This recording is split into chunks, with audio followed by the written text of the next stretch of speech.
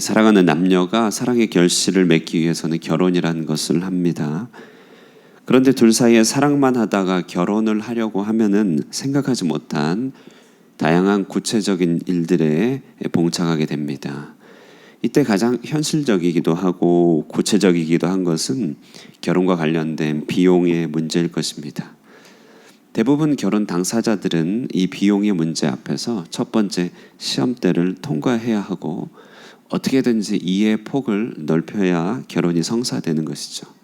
사랑이라든지 애정, 미래, 약속 이런 지극히 추상적인 이야기들은 결혼 과정을 통하여 비용, 금액과 같이 지극히 현실적인 이야기들을 통과해 가면서 성취되게 되는 것입니다. 우리 신앙도 마찬가지라고 할 수 있습니다. 믿음, 소망, 사랑 이런 신앙의 주제들은 끝도 없이 추상적인 이야기들이죠. 그렇기 때문에 자칫 신앙은 현실과 동떨어진 이야기로 전락하고 신앙의 대화나 설교 등은 뜬구름 잡는 소리가 될 소지가 얼마든지 있습니다. 자, 이때 이런 신앙의 추상들을 보완해주고 또 실현해주는 구체적인 이야기가 바로 연보에 대한 이야기입니다. 결혼에서도 구체적인 문제가 잘 이야기될 때 당사자들의 사랑은 견고해지듯이 우리 역시 신앙도 연보와 같이 현실적 차원으로 잘 환산되고 번역이 될 때 신앙의 견고함은 더욱더 커지게 됩니다. 자, 이것이 오늘 바울이 그동안 하나님의 위로와 상호 신뢰의 회복을 이야기함과 동시에 연보에 대한 주제를 꺼낸 이유입니다. 어제까지 보셨다시피 우리는요, 바울을 통해서 복음의 정수, 또 자신의 사도권 변호, 고린도 교회 사이의 갈등과 신뢰 회복 이런 것들을 보게 됐습니다. 특별히 7장 16절 어제 본문 마지막을 보면요, 이 모든 여정을 통하여 한마디 신뢰가 회복되었다 이렇게 결론을 내고 있습니다. 자, 그럼 이런 신뢰 회복에 뒤따르는 일은 무엇인가? 그것은 바울은 이제 더 이상 뜬구름 잡는 소리, 추상적인 이야기 할 필요 없다. 왜냐하면 지금까지 나눈 복음, 고난, 위로, 신뢰 이런 모든 이야기들은 현실과 관계된 이야기다. 이렇게 얘기하는 것입니다. 그래서 바울은 숫자, 비용, 액수 같은 구체적인 이야기들과 은혜, 섬김, 평균케함 이런 추상적인 이야기들을 상호 번역을 시도하면서 성도들에게 연보의 원리를 설명하고 있습니다. 그래서 오늘 설교 제목은 연보의 원리 이렇게 얘기할 수 있겠죠. 첫 번째, 연보에 대해서 생각할 때 연보는 헌금은 참여하는 그 일 자체가 은혜이다 이렇게 얘기할 수 있습니다. 1절과 2절인데요. 형제들아, 하나님께서 마게도냐 교회들에게 주신 은혜를 우리가 너에게 알리노니 2절, 환난의 많은 시련 가운데서 그들의 넘치는 기쁨과 극심한 가난이 그들의 풍성한 연보를 넘치게 하였느니라. 여기 보면 하나님께서 마게도냐 교회들에게 주신 은혜다 이렇게 얘기하고 있습니다. 연보를 마게도냐 교회들에게 주신 은혜 이렇게 얘기하고 있다는 것입니다. 우리는 보통 은혜를 받은 자가 그 은혜에 대한 반응과 드림으로써 연보를 생각합니다. 내가 드린다 이렇게 생각하는 것이죠. 그런데 한 걸음 더 나아가서 바울은 생각하게 하는데요, 드릴 수 있는 일 역시 그것이 은혜다 이렇게 얘기하는 것이죠. 지금 마게도냐 빌립보 교인들의 드림이 그것이 은혜다. 사도행전에서 바울은요, 예수님의 말씀을 언급하면서요, 주는 자가 받는 자보다 복이 있다 이렇게 얘기했죠. 보통 받는 것이 은혜고 주는 것은 내가 주는 것이라 얘기하지만 생각해보면 내가 줄 수 있는 것이 복이다 이런 얘기입니다. 실제적으로도 받는 기쁨보다 주는 기쁨이 더 큰 것입니다. 하나님의 은혜의 일은 내가 다른 누군가에게 내가 은혜가 되어주는 것으로 완료가 되는 것이죠. 내가 은혜가 되는 것입니다. 그러므로 아브라함은 위로부터 받은 은혜의 복을 다른 이들에게 전달해야 되는 복의 근원으로 부름받게 됐습니다. 누군가 헌신하고 희생할 때 그 수고들을 감당하고 기쁨으로 참여할 때 가까이서는 정말 애쓴다, 수고한다 이렇게 말해줄 수 있겠지만 멀리서 보면요, 저분에게 정말 은혜가 크구나, 저분에게 머물러 있는 은혜가 정말 크구나 이렇게 얘기할 수 있다는 것이죠. 바울은 고린도 성도들에게 받는 것도 은혜지만 주는 것도 하나님의 은혜임을 깨닫게 하기를 원했습니다. 마게도냐 교인들을 그래서 설득의 재료로 사용합니다. 왜냐하면 마게도냐 빌립보 성도들은 환란의 극심한 고난을 통과해 가면서 움츠러들기보다는 그 경험이 도화선이 됐고 공명이 되어서 똑같이 어려운 사람들을 향하여 마음이 울리게 됐다는 것이죠. 그래서 더욱더 넘치게 연보했고 3절을 보니 힘대로 할 뿐 아니라 힘에 지나도록 했다. 왜냐하면 본인들이 어려운 시절을 겪어봤으니까 어려운 일에 대해서 알게 됐다는 것입니다. 그것이 그들이 받은 은혜다라고 얘기하는 것이죠. 이 은혜가 마게도냐 교인들에게 있었다. 세상에서는요, 누구에게 돕고 누군가를 섬기는 것을 기부라고 하고 기여라고 합니다. 이만큼 세상은 주는 이에 대해서 관심을 갖습니다. 그러나 성경은 말하기를 내가 드릴 수 있는 것이 은혜다, 은혜다. 그래서 이 같은 은혜가 우리 가운데 풍성하게 할 수 있기를 기도해야 하는 것입니다. 두 번째, 연보의 원리. 두 번째는요, 연보는 자신을 하나님께 드리는 증명이다 이렇게 얘기합니다. 한마디로 헌신인데요.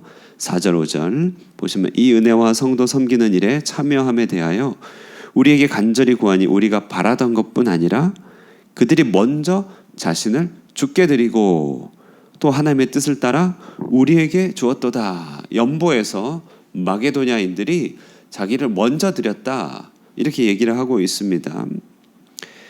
우리는 찬양과 여러 신앙 고백을 통하여 나의 모든 것을 드린다 이런 이야기들을 합니다만 연보는 내 고백을 완성시키는 증명이 된다 이렇게 얘기하는 것이죠. 고린도 교회는요, 오늘 문맥을 살펴보니까요, 예전부터 예루살렘 교회를 향한 봉헌의 마음이 없었던 건 아닙니다. 오늘 뒷부분 9절 보면요, 1년 전부터 시작한 일 이렇게 돼 있죠. 바울은 이방의 복음이 전해졌고 그 복음의 열매가 예루살렘에게 가기를 원하면서 그것을 상호 교환으로, 다시 말해 복음의 씨가 예루살렘에서부터 뿌려지고 그 열매가 다시 예루살렘으로 돌아가는 것이 하나님 보시기에 합당한 일로 사람들에게 가르쳤습니다. 이에 고린도 교인들은 동참하겠다는 의사를 밝혔는데요, 본문을 보니까 그 뜻이 중단되고 실현되지 않았던 것입니다. 그들은 입으로는 이야기했지만 실천이 없었던 것인데, 왜냐하면 그들에게는 이 일에 대해서 이해는 되고 머리로 받아들이기는 했지만 실제로 자기 자신을 헌신하지는 않았다는 것을 얘기합니다. 헌신의 경계를 넘지는 않았다는 것이죠. 자, 봉헌은요, 연보는 이처럼 헌신의 경계를 뛰어넘게 하는 증명이 된다라고 얘기를 합니다. 실제적으로 하나님과의 관계에 있어서 막혔던 봉헌의 관계가 열리게 되면 하나님과의 관계도 열리게 되는 일들을 많이 고백받게 됩니다. 연보는 내가 얼마나 헌신되었는지, 얼마나 하나님의 세계 속에 깊이 발을 담그고 있는지에 대한 측정 수단이 됩니다. 고린도 교회는 사실 무수히 많은 지식과 무수히 많은 자부심이 있었던 교회였습니다만 유독 연보에 대해서만큼은 통합을 이루지 못했습니다. 감각 통합이 이루어지지 않았어요. 그래서 우리가 자폐 스펙트럼이라고 할 때 감각이 통합이 안 돼서 들리는 것과 반응이 따로 노는 것을 얘기하는 것이죠. 고린도 교인들은요, 하나님께 받은 은혜와 수많은 지식들이 자기들에게 쌓였지만 통합이 안 돼서 연보에 대해서는 어떻게 반응해야 될지 몰랐던 그런 교회입니다. 바울은 6절에서 말합니다. 이미 너희 가운데 시작하였은즉 이 은혜를 그대로 성취하게 하라 하면서 7절에 오직 너희는 믿음과 말과 지식과 모든 간절함과 우리를 사랑하는 이 모든 일에 풍성한 것 같이 이 은혜도 풍성하게 할지니라, 이 말입니다. 너희는 믿음도 스스로 좋다고 한다. 지식도 많다고 한다. 영적인 간절함도 굉장하여 은사에도 넘친다. 그리고 믿기로는 우리를 사랑한다고도 하니 연보에도 그렇게 풍성하게 통합을 이루어야 된다 이렇게 얘기하는 것이죠. 이 말은 명령이 아닙니다. 바울이 말합니다. 내가 명령으로 하는 말이 아니요 오직 다른 이들의 간절함을 가지고 너희의 사랑과 진실함을 증명하고자 함이라. 고린도 교회에 대한 소문이 이방에 많이 알려졌습니다. 그들의 지식, 그들의 은사, 그들의 풍요로움이 많이 알려졌습니다. 그러나 그것이 진실함이 증명되기를 바랬습니다. 연보는 자신을 드리는 헌신의 구체적 증거다 이렇게 얘기하는 것이죠. 연보의 원리 세 번째는요, 연보는 그리스도의 평균케 함에 참여하는 것이다. 이것이 오늘 사실은 하이라이트입니다. 9절 말씀 한번 보실까요? 9절은 한번 읽어보도록 하겠습니다. 함께 읽도록 하겠습니다. 시작. 우리 주 예수 그리스도의 은혜를 너희가 알거니와 부요하신 이로써 너희를 위하여 가난하게 되심은 그의 가난함으로 말미암아 너희를 부요하게 하려 하심이라. 바울은 정말 복음을 이해하는 데 있어서 너무나 유연하고 창의적이었습니다. 그리스도의 은혜를 해석하는 일에 탁월했습니다. 그러므로 그리스도께서 우리에게 주신 일을 생각할 때 우리의 구원에 대해서 생각할 뿐 아니라 그리스도의 위치가 낮아짐을 통해서 우리가 영적으로 어떻게 부유하게 됐는지에 대한 영적인 원리를 그들의 실생활에 적용한 것입니다. 헌금에 적용한 것입니다. 자, 그래서 우리가 연보를 드림은 그리스도와 동떨어진 일이 아니라 부요하신 그리스도가 스스로 자발적으로 가난하게 처하여서 따르는 모든 이들을 부요하게 했듯이 바로 그 일, 그 평균케 하는 원리에 참여하는 그리스도의 제자담이다 얘기하고 있는 것이죠. 이거는요, 만나의 사건부터 거슬러 올라갑니다. 자, 만나, 오늘 15절 말씀인데 만나 이야기를 하고 있습니다. 만나를 생각할 때 만나는요, 필요한 만큼 주어지는 것이죠. 15절에 기록된 것 같이 많이 거둔 자도 남지 아니하였고 적게 거둔 자도 모자라지 아니하였다.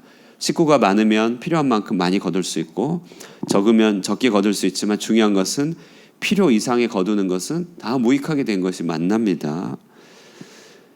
여러분, 우리 구약의 출애굽기 여호수아서를 거쳐가면서 우리에게 분명히 심어준 하나님의 어떤 뜻이 있다면 모든 믿는 자에게는 우리에게 쇠하지 않는 분깃이 있다는 것이에요.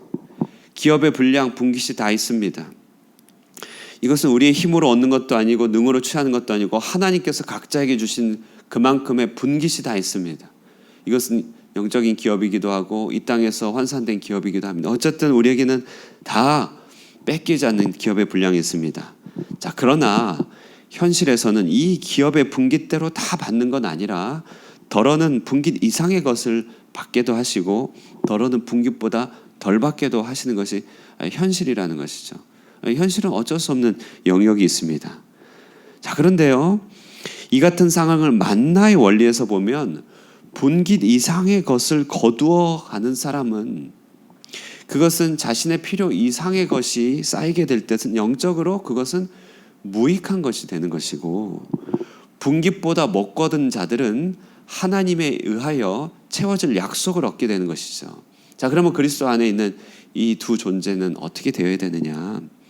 그것은요, 분깃 이상의 것을 거두어 가는 그런 이들에게 하나님께서는 은혜의 어떤 참여를 통하여서 분깃보다 거두지 못한 자들을 향하여 가도록 하는 평균케 하는 원리, 그리스도의 사역에 동참하는 그런 통로를 열어가신다. 이것이 봉헌이라고 하는 것입니다.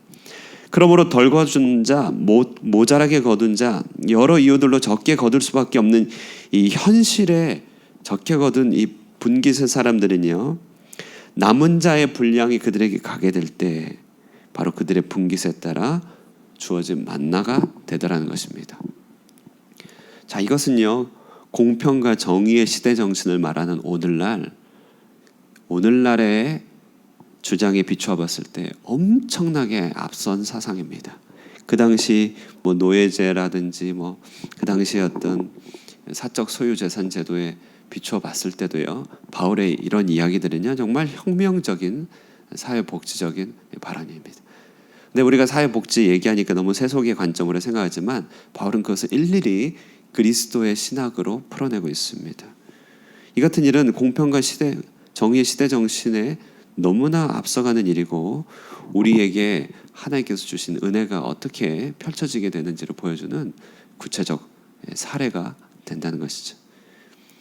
우리가 주님 앞에 봉헌할 때마다 이 같은 평균케 하는 원리를 의식하고 한다면 얼마나 더 그리스도의 영토의 심장부에 들어가게 될 것이냐, 그것을 얘기하는 것이죠. 그러므로 우리는요, 자발적 가난을 통하여 그리스도의 통치의 한 핵심을 알게 되는 것입니다. 무릇 가난은 불편한 것이지만 우리의 연보를 통하여 우리는 스스로 가난한 데 처하여서 하나님 나라의 부요함에 동참하게 되는 것입니다. 우리가 이런 일들 하나 감당하고 하나 성취할 때마다 우리는 그리스도의 능력에 참여하게 되는 일을 맛보게 되는 것이죠. 여러분 그런 일들 많이 경험해 보신 줄 압니다. 그것을 내가 쓰면 편할 수 있습니다. 그러나 그것을 주님 앞에 드림으로써 내가 스스로 불편함에 처하는데 그 불편은 그리스도 일에 동참하게 되는 일인 것이죠. 자, 오늘 연보의 원리 세 가지 대해서 살펴봤습니다. 바울은 이 세 가지를 신학적으로 정립해 줍니다. 연보의 신학이라고도 할 수 있겠죠. 첫 번째는 연보는 그 자체가 은혜입니다. 하나님의 은혜입니다. 두 번째는요, 연보는 내 신앙의 진실함을 증명하는 척도입니다. 세 번째, 연보는 평균케 하는 그리스도의 사역에 동참하는 일입니다. 이 같은 연보의 믿음을 가지고 우리의 드림이 헛된 대로 가지 아니하고 하나님 앞에 받으심직한 그런 은혜로운 드림이 되기를 주님의 이름으로 축원드립니다. 기도하겠습니다. 사랑과 은혜가 충만하신 하나님 아버지, 은혜, 사랑, 믿음, 하나님 이같이 하늘에 신령하고 좋은 것들 우리에게 허락하여 주심으로 우리가 그 넘치는 은혜를 받아 이 땅 가운데 또한 삶의 구체적인 은혜를 실천하게 하시나이다. 하나님, 우리의 삶이 그러므로 주님 안에서 현실과 동떨어진 것이 아니라 하나님 나라가 바로 이 땅 가운데 이루어지도록 인도하시는 하나님의 역사에 참여함을 고백하게 됩니다. 하나님, 이 연보의 원리를 우리가 잘 이해하여서 우리가 드릴 때마다 하나님 나라의 핵심 가운데 들어갈 수 있게 하여 주시고 우리를 통하여 일하시는 하나님의 권능의 역사가 얼마나 크고 복된 것인지를 늘 깨달아 알아 주님께 올려드리는 감사와 영광이 더욱더 풍성해질 수 있게 하여 주시옵소서. 우리 하늘꿈교회 모든 성도들 이 은혜 일에 참여할 수 있는 믿음을 허락하여 주시고 우리 교회가 온 세상 가운데 이 같은 은혜의 증표와 증거들이 될 수 있도록 붙들어 사용하여 주시옵소서. 그러므로 이 땅에 우리 교회가 있으므로 이 땅이 복이 되는 일들이 있어지게 하여 주시기를 간절히 바랍니다. 이 같은 믿음을 가지고 어려운 중에서도 헌신하며 참여하는 사랑하는 주의 백성들을 일일이 기억하여 주시사 하늘의 것과 땅의 기름진 것으로 늘 채워주시고 이들을 참 하나님께서 보호하여 주시고 삶의 울타리로 채워주시사 하나님 언제까지나 주님의 도구로 쓰임받을 수 있도록 축복하여 주시옵소서. 오늘 아침에도 기도합니다. 하나님 응답하여 주시기를 간절히 바라옵고 예수님의 이름으로 기도드리옵나이다. 아멘.